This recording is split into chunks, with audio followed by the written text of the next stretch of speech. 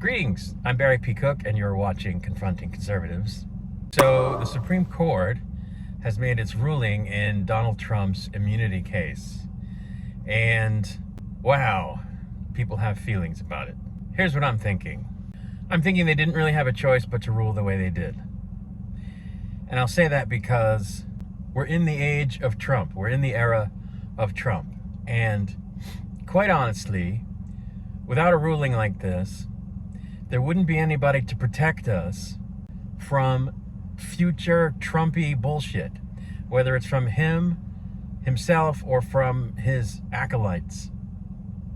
And by that I mean, when he says, presidents have to have immunity, otherwise political prosecutions will happen all over the place. And one political party will weaponize the Justice Department to go after another political party for things they did in their official capacity as president in order to get them put away in jail and prevent them from being on the political stage or being someone's opponent or being a piece in the political game. And we can't have that. And he's right, because of the very fact that we are now in the Trump era, and that's exactly what his brand is, right? So this decision, while it may shield him from some things we would prefer he not be shielded from, is actually going to shield us from his particular brand of bullshit in the future.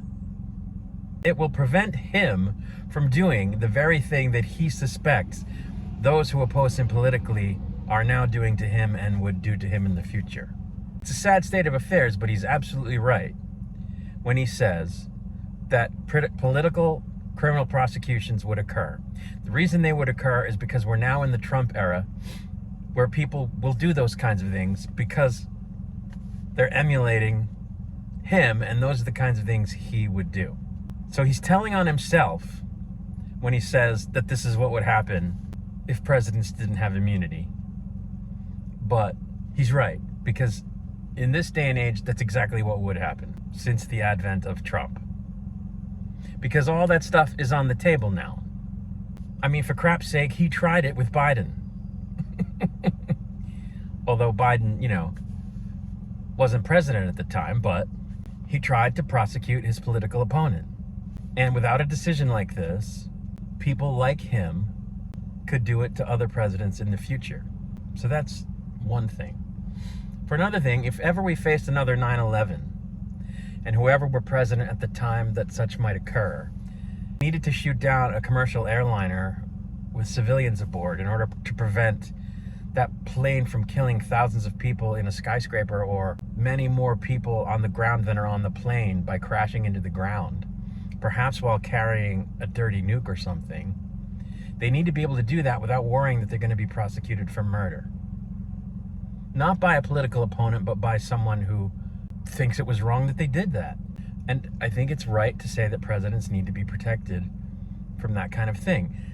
In the past, no one would have dreamed of it, but in the era of Trump, something like that's possible.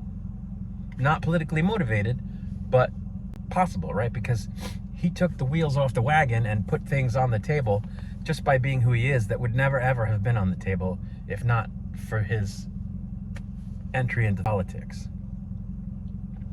So I think the decision was correct. Now, if they hadn't said that a president could be prosecuted for things they did outside of their official duties, then I wouldn't have agreed with the decision. If they gave a president full and complete blanket immunity for anything at all that they did as president, I wouldn't agree with the decision, but they didn't. They held back and said that things that they do not in their official capacity as president, which break criminal laws, are things they can be prosecuted for. And they admitted that that probably covers certain things he did on January 6th, meaning that those things were not necessarily part of his official duties, meaning he could still be prosecuted for them.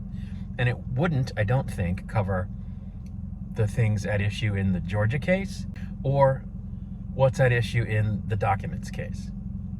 So I don't think we should be up in arms about this decision. I think it was right because it protects presidents from being prosecuted for things that in their best judgment were the right thing to do in their official capacity as president, and it protects presidents from people doing the kinds of things that you might expect Trump to do, which is criminally go after a president for political reasons, which in this day and age is now something we have to imagine would happen because of the way in which he changed politics. So I think, despite the fact that it may protect him from things we would rather he not be protected from or shielded from, I think it was the right decision. And I think the fact that it left the door open for presidents to be criminally prosecuted for things they do outside the purview of their official duties, things like what Nixon did in Watergate, is good. And I think it's good that that is now codified, that they can be prosecuted for those things. I think we have to look at this decision as a glass half full, which is not my usual take. I'm a glass half empty guy. I'm a pessimist generally. But I think we have to look at this as a glass half full thing. And there you go. Anyway, I'm Barry P. Cook. Thank you for watching Confronting Conservatives.